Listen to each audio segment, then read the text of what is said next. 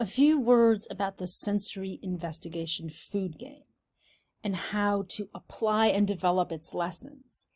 It's a lesson in descriptive analysis, which is going to be your core skill that you'll be doing over and over again, including in your capstone project, your final writing project.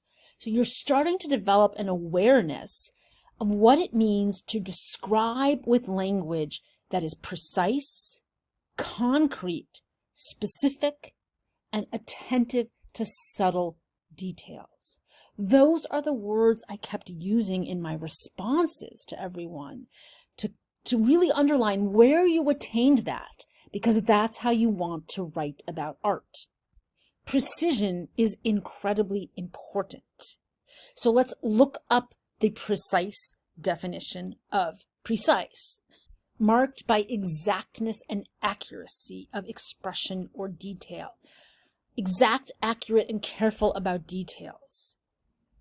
Used to emphasize that one is referring to an exact and particular thing.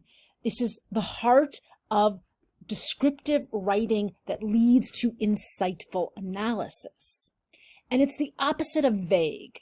So let's be precise about the definition of vague, which is uncertain, indefinite, unclear, imprecise, unfocused. And there's a little example here. Saying something or someone is tall is vague, because what particular height makes something tall? Is it a giraffe at, I don't know, how tall are giraffes? 25 feet tall? Or is it a 7-foot tall NBA player? My dog would think anything over 4 feet is pretty tall.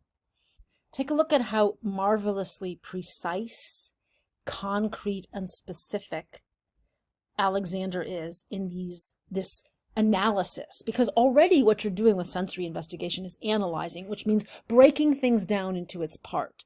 Look particularly here, under the water, one can hear taps on its thick skin like small droplets on an umbrella.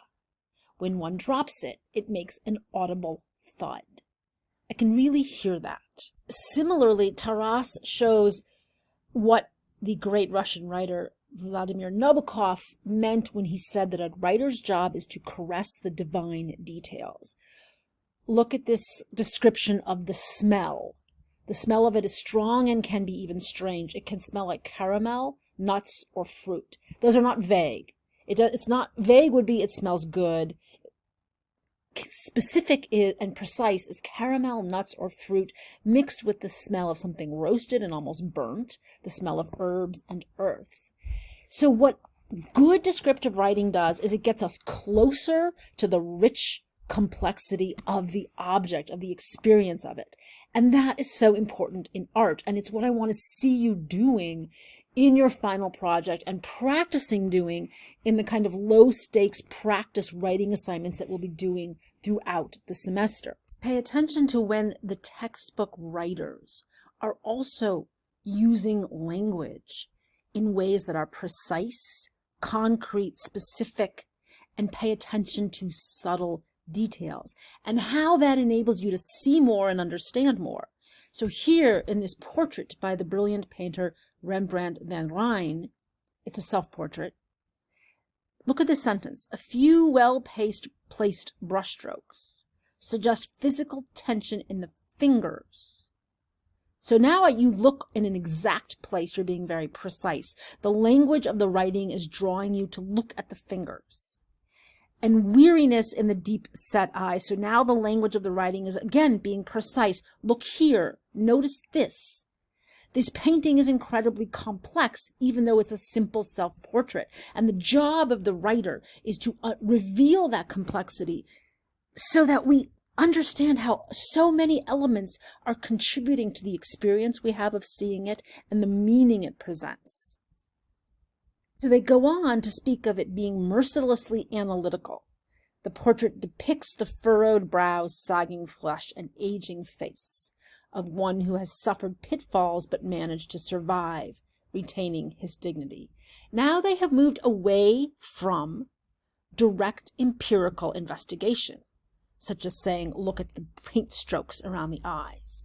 But they've earned these statements. These are claims that they have earned by looking so closely and showing us where to look for the fingers and the eyes that depict that aging, that dignity, that survival story. So don't, when you're writing about art, go straight to the story. You have to earn your claims about the story by first paying very close attention with precise description to what the artist has actually chosen to do. Because everything the artist has done is purposeful. And your job is to study that in order to ascertain the purpose.